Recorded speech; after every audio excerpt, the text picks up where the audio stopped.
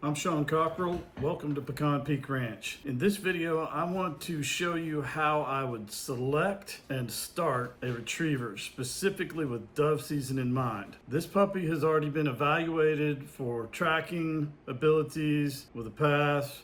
She's already been evaluated with her temperament, kind of in the middle, not super outgoing, but as you'll see, she gets going.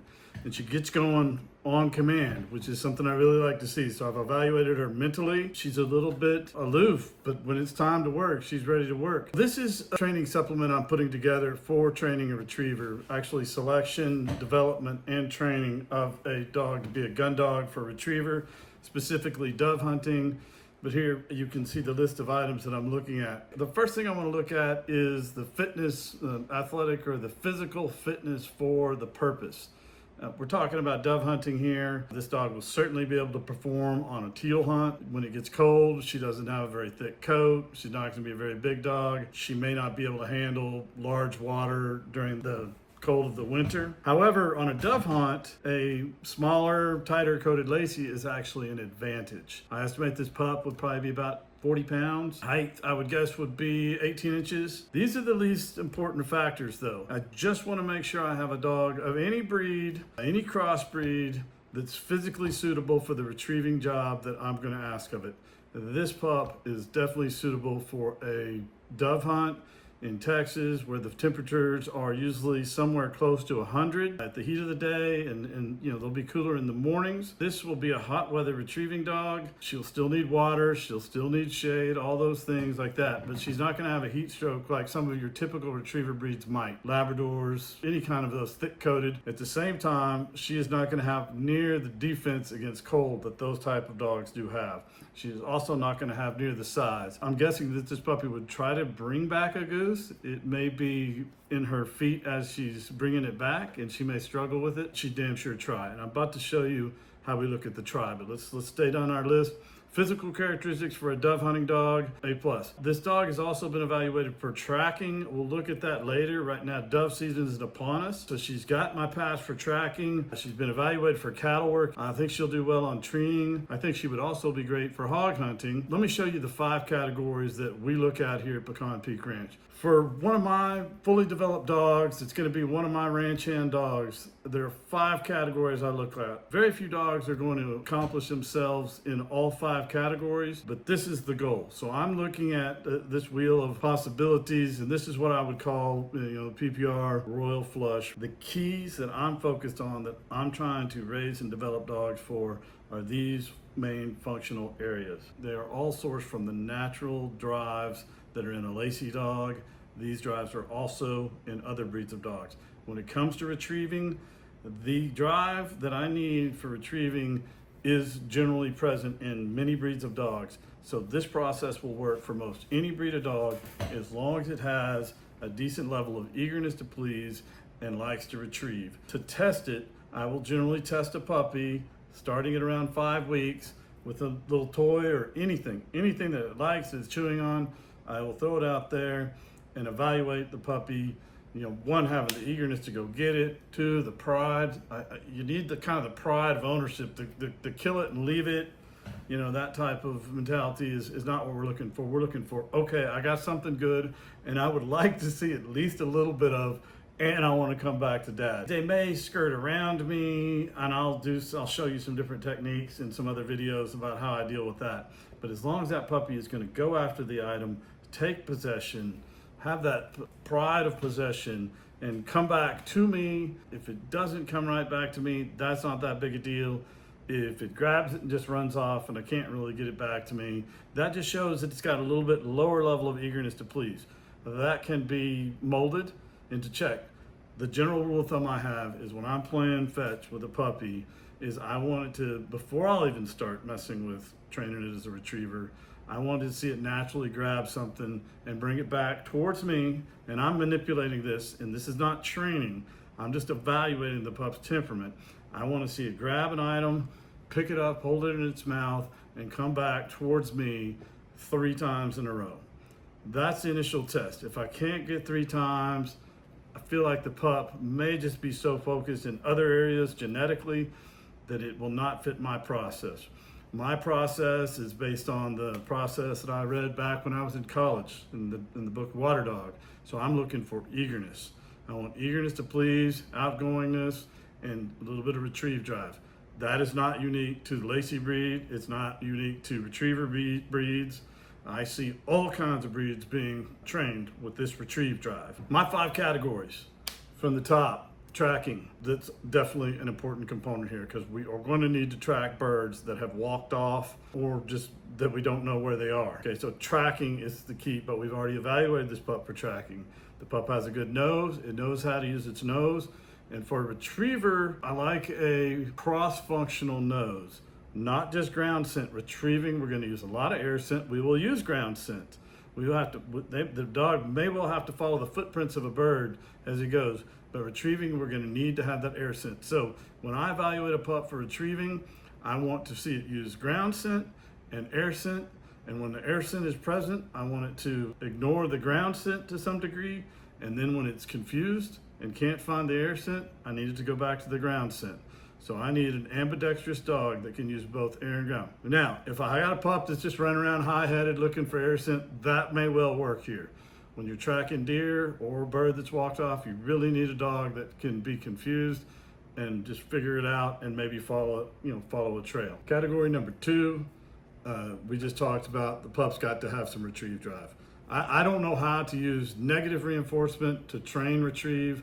I believe there are methods out there. I think they call it force fetch training. I haven't done any of that, so that may be helpful for you.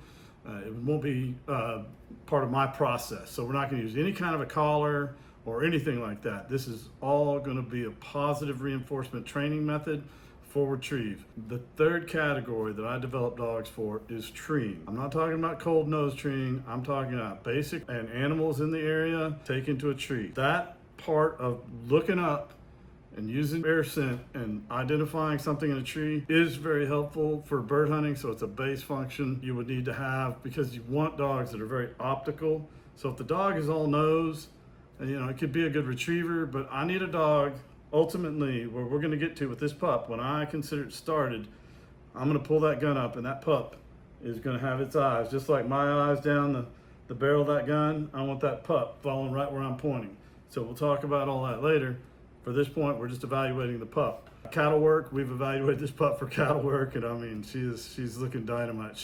For cattle work, I need a pup that's confident around cattle, will approach cattle with confidence, and I'm looking for a pup that understands pressure and release genetically. You can tell this puppy already understands pressure, which is really impressive, because, she's doing enough to make them do what she wants them to do and not too much to bust smallpox to work against it. So we're not looking for something like catch dogs have or some really aggressive breeds or healers, even the border collies where they send them straight in. I'm not looking for that at all. I'm looking for an animal that genetically understands how to hold a large beast in place and move it. And that's pressure, release. That is not that important here, but it is important to note that this pup makes my grade to start as a cow dog. And then the 5th area, what I call the ace of spades, this is a dangerous area, but is hog hunting. And wild hog hunting is dangerous, but a little dog like this that understands pressure and release can make a very good hog dog. And ultimately, if I'm 100% successful, I could have a dog that can do all 5 categories. That's what I call the Pecan Peak Ranch Royal Flush Cross-Functional Working Dog. Intelligence. With retrieving, I have a very different process for training my dogs here. So my training is relationship based. It's definitely more of a positive experience. We reprimand dogs all the time, but I'm looking for dogs that want to hunt and they got to be smart. Because I'm not looking, when I'm on the dove hunt, for example, and I shoot a dove, really, I'm just tickled if that dog watches me shoot it, sees the dove goes down, goes after it, brings it back to me. That is money. Now, I don't do any kind of field trials. I'm not interested in doing any kind of field trials. I'm definitely not interested in wearing a whistle. I teach my dogs directional commands, and we will be teaching the dog to understand pointing, just like when I point the gun, when I point my hands, and I have commands for different directions for a cross-functional dog. But as far as standing here with a whistle and tweet, and all this kind of stuff. Really, I need to get the dog to where not only will it see the dove that I shoot here, I need it to be watching my back and tell me when a dove is coming behind me. And this is not rocket science. Those of you that have had good bird dogs know that they learn to watch the sky, and they know they learn the difference between game birds and Tweety birds and all that. So I need dogs that are smart like that, can figure stuff out, because I'm going to be doing objective-based training, not a bunch of specific commands. This was a biggie. I probably should have started here. I'm developing gun dogs. The pup has to be confident around gunfire. I do some conditioning. There's a genetic component to that as well. So when I'm shooting over the pups, when they're young, if I see shyness, now they can notice, they can be disturbed, but they need to just like, what happened, and then be ready to come back and figure out what's going on. So I'm not looking for deaf dogs. I'm not looking for dumb dogs. I would like to see a pup that's been shot over. In this case, Tracy's been shot over since she was a pup. I have raised her from gun steady dogs. So I believe that she's genetic gun steady. I can fire a gun and she will come running. So this pup makes this great. The other thing I'm going to look at is confidence in water. There is nothing more frustrating for me in working with a retriever than shyness in water, lack of confidence in water. On the ranch in general, we're on a river. We have 13 stock tanks just on this property, and I have a lease that's got 2 more on it. We're going to need the dog to perform in the water. If you have a Labrador or a breed that it's going to have all the other drives I've talked about, because you bought it and it's been genetically bred that way for years. Now be careful, because I have had people look at my retrieving videos and reach out to me and say, I got a black lab that I can't get to swim, doesn't retrieve. So some of that working ability has been lost through non-working breeders. Be careful where you get your retriever if you're banking on it becoming a good retriever. With any pup that I look at, I'm going to be evaluating this way. If it's a Labrador, I'm going to be looking at the same things. I'm going to be looking for those type of characteristics. And I've had a Labrador before. I raised a Labrador. We hunted like crazy. She was an incredible retriever. All that. I've got experience with it.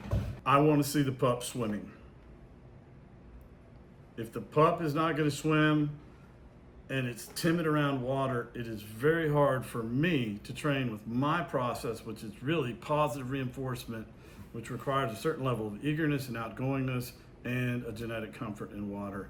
I may coax that pup, but if that pup is coming from a point of timidity and I'm trying to demand it go in the water, we end up in a submissive cycle, a cycle of submission. The more I want it to go in the water, the more water shy it's going to be. I would rather avoid that completely. If you have a dog that's water shy, that you're training as a retriever, then you can probably get a trainer to help you. That is not my area. We raise these dogs here, and I'm selecting these dogs for performance across these 5 categories. If they don't meet my performance metrics, we also have active companion dogs that we sell as well, which are great dogs. I just don't want my hunters having too much frustration trying to get the dog's eagerness and abilities built up when they're not there initially. Here's a biggie, and really I'm trying to avoid some of the frustrations that you'll run into. When hunting, especially on a dove hunt, there are generally going to be other people and other dogs in that field. So an overly aggressive dog that does a lot of dog fighting or can't tolerate other people, if you're going to hunt alone, that's great. I'm looking for a pup to start with that's okay around multiple people, is accepting to other dogs. So you really don't want one that's going to want to go fight with every other dog. 1, that's a distraction. 2, that is not going to be acceptable to the people you're hunting with, and you may get your dog kicked off the leash or have to put it back in the truck. I want to talk about aggression real fast. When I'm looking at hunting dogs, there is this tough talk mentality that aggressive dogs are better for work. I have had huge problems following that advice. If I'm going to do something with 2 dogs and those 2 dogs want to fight with each other, that is getting in the way of me doing what I need to do. So I don't think the tough talk, I'm so aggressive and everything, or that's the way it is because it's a hunting dog. No, that is not the way it is. You can have a dog that's good to be around people. I just talked to a man this morning who told me he won $60,000 treeing raccoons with, I believe it was a walker, that lived in the house with him and was his main pet. So he was taking that dog to competitions and won $60,000 treeing coons with a house dog. Now this is a badass house dog, obviously. I see no issue with this pup being very good around people and other dogs. Now, I will say about this pup, she's a little aloof. She is not gonna be like a Labrador where they're just everybody's friends and up in their laps. She's gonna need to, you're gonna need to introduce her to people, or she's gonna be like, why are you all touching me? So that's pretty typical for Lacys. The main thing I'm looking for is the things that will get in the way of the hunt. If my dog wants to be a little bit independent, that's great, but I'm not expecting her to be running around loving on everybody that's around. And frankly, that can be a problem. You know, if someone brings their house dog out to go hunting and it just run around, you know, trying to, you know, buddy up with everybody and not paying attention to you, I'd rather have them just a little bit more aloof and a little bit more head on the game, a little bit more head, I guess what I'd call a little bit more wild nature, you know, where it's not like, oh, I just want to go get loved on. I want this dog to have a serious working mind. This pup has it. Let's take a look. Good girl. Good girl. Yep. Hey. Good girl. Good girl. Good girl.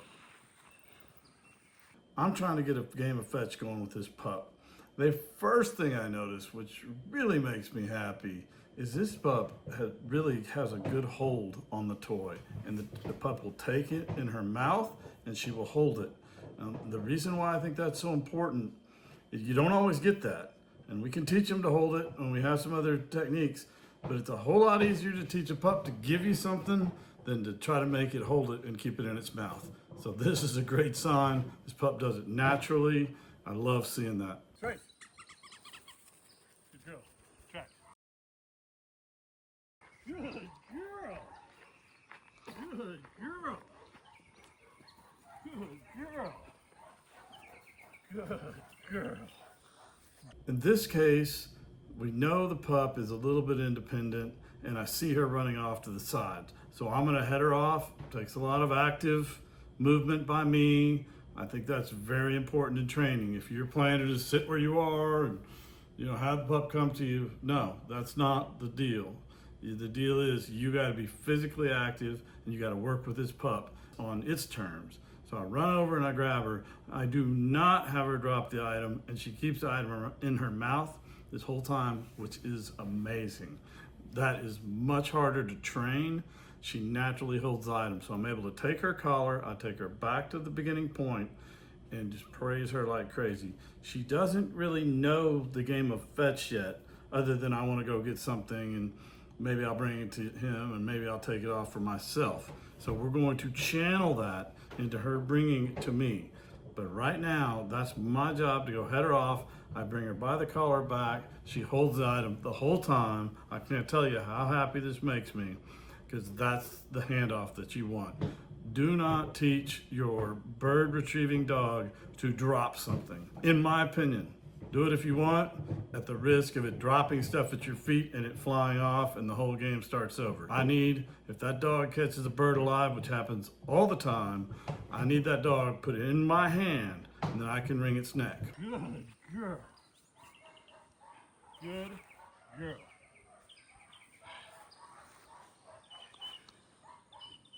Good girl. Okay? Yep. Yep. Good girl. This is what we want to foster, this standing in the alert and the ready stance in front of us, holding the bird. And you'll see me pulling on it and me teaching Caesar to pull on it. We want to actually have it holding in its mouth. So we'll pull a little bit from the side and praise the dog as we do that. So we are trying to ingrain that you hold that thing until we say give. You hold the item until we give you the give command. It's going to be in the command voice. We can teach the dog to release. That won't be an issue. Teaching the dog to hold is a much more complicated process. So we're actually encouraging that dog to grip that item. We'll pull on it, and when they grip it and hang on to it, we praise them. We want the dog to hold the item, and you got to do little bits of micro training as you're going through this process to keep the dog holding the item until you take it and say give. Right now, we're pretty much, when we say give, we'll just kind of roll it out of their mouth. You know, rip their teeth out, just gently kind of roll it out. If they're gripping it too hard, you can do some other things to get it out. But basically, you can get the item out of their mouth, and we can work on that later. But right now, absolutely critical, you take the dog by the collar when it comes to you. Ultimately, it's going to come to us and stand in front of us in a ready stance and allow us to take the item from the mouth. Here, we're doing a lot of micro training to work up to that. So at the finish, the dog's standing perfectly. This is what we want the dog to be comfortable in a ready stance in front of us, holding the item firmly in their mouth. Mucho tiempo por practicar. Es más difícil enseñar toma en la boca de quita, ¿entiendes? Como mueve tú. Bueno. ¿Entiendes? Comando es después, pero digo comando, pero no se importa. No se importa cómo quita en la boca. Trade. Give. Bueno. Bueno. Posible problemas en el futuro, pero ahorita es bien. Okay, Trace, give. Good girl. On this retrieve, I anticipated that she was going to go back around the tree like she did last time, but she didn't. She came straight up the middle, which is great. So she's starting to understand she can't get away from me, and she comes up. Fortunately, I have another person helping me to receive the dog. Otherwise, I'm doing a big sprint back the other direction. Either way, Caesar does a great job. He stops the pup.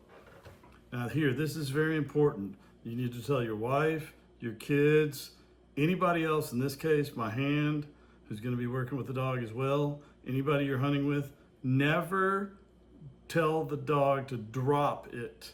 You want the dog to hold that in its mouth. You want to encourage that. So when the dog's coming right to you, take the collar, and hopefully you hold the collar, and that dog is going to hold that item until you say give. Otherwise, you'll be going through my training on how to teach the dog to hold something in its mouth, which is great.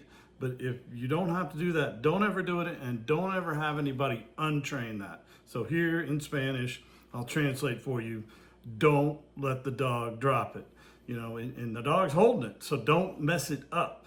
Don't when the dog comes at you, don't put your hand right there on the item. If you know, unless you think it's going to drop it, you can hold it up and keep it in the dog's mouth. But in this case, the dog is naturally holding the item, wants to keep a firm grip on it and maintain possession. You want to foster that, and you never want to allow anybody to untrain that, because it's much harder to train. So don't let your wife and your kids say, you know, they're playing fetch with the dog, and tell them, do not say drop it, do not make them drop it. Don't ever do that. I'm sorry to belabor this point, but I promise you, you will have a much better experience training your bird dog if you don't have other people teaching it to drop stuff, and you let them know the dog holds it until you take it. And ultimately, we want this dog to come to me in a ready stance and hold a bird. You know, I may have another bird coming in. I don't know what I've got going on, but I do know that bird in that dog's mouth may be alive. And if it spits it out, that live bird is going to take off, and it may not be caught this time. The dog may have only caught the bird because it was in tall sunflower stalks, for example, and it was hitting the sunflower stalks, and these Lacys will jump up and grab it out of the air. But if they bring it back to you on the road where there's nothing to block the bird getting away, that bird may just get away. Okay, but that's what we want. We want dogs that are good enough that they can go catch a live bird and bring it to you. And we don't want them spitting the bird out. Track. Callar. Perfect, perfect. No rápido. Bueno, más. Toma tiempo. Buen turn. Okay. Cuando listo, dice give. Give. Good girl. Good girl. Good girl. Good girl. Good girl. Good girl. Okay, Trace. Give. Track.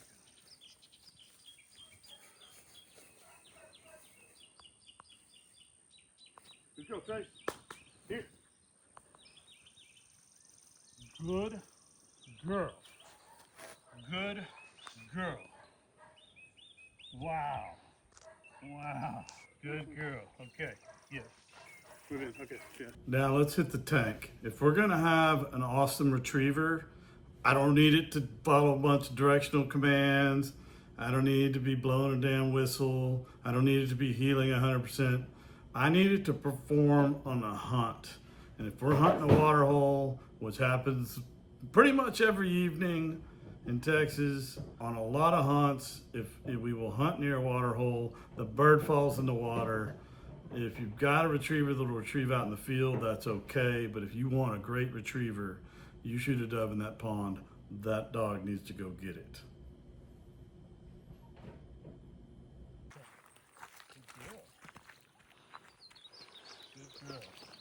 Good girl. Good girl.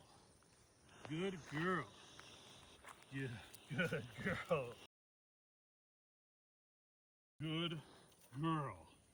That's amazing. Amazing. Good girl. I mean, look at the tail.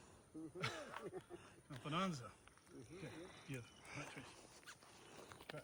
The timing is good. We've just done retrieving on land, so we've got her into the game of retrieve right now. So we go to the water, and I'm gonna throw some short tosses where the dog can easily wade out and grab the item. You can see she has transferred the game from land to water, the same game. She's holding the item in her mouth before she even shakes, which is incredible. So I'm literally wiping the water off of her just so she doesn't have to shake. So I'm not really worried if they do shake so much. However, if they don't and they're gonna hold that item, I'm all about it, and I'm here for this pup. This pup has the natural stuff that I'm looking for a basic field retriever. Check.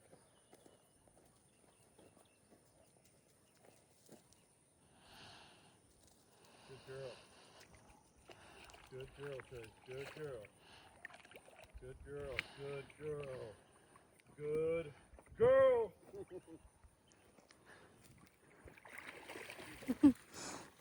Good girl, Trace.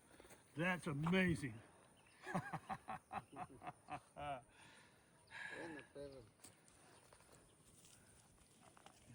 Okay, give. Okay, Trace. We can see that this pup has swimming drive and will go get the item that she wants out of that pond of her own volition with a little bit of encouragement from me. This is excellent.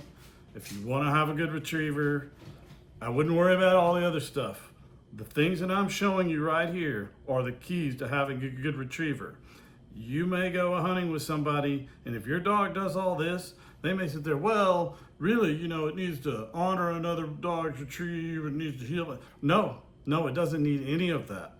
It doesn't need any of that. And matter of fact, it's a good chance I'll be moving to another location. I'll be standing in the middle of a sunflower field, duck down in sunflowers. I need dogs to understand all of that. I don't want to be telling them all of that. So if you're working on a field trial dog, have fun. I'm out.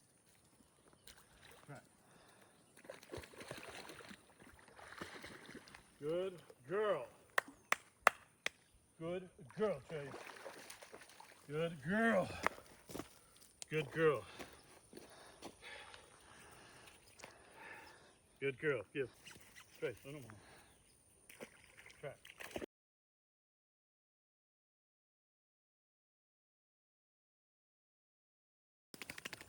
Trace, you ready? Track.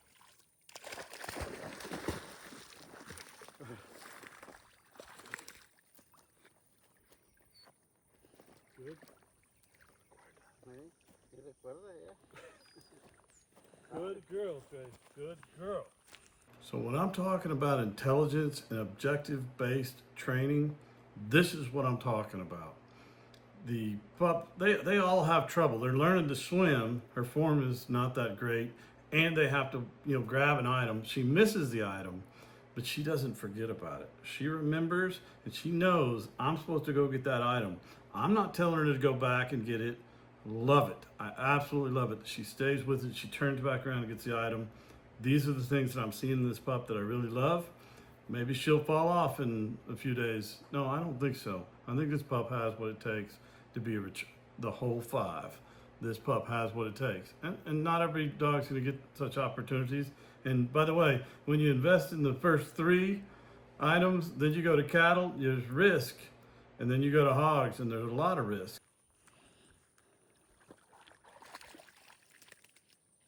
Good girl. Good girl. Good girl. Okay. Give. Try. Good girl.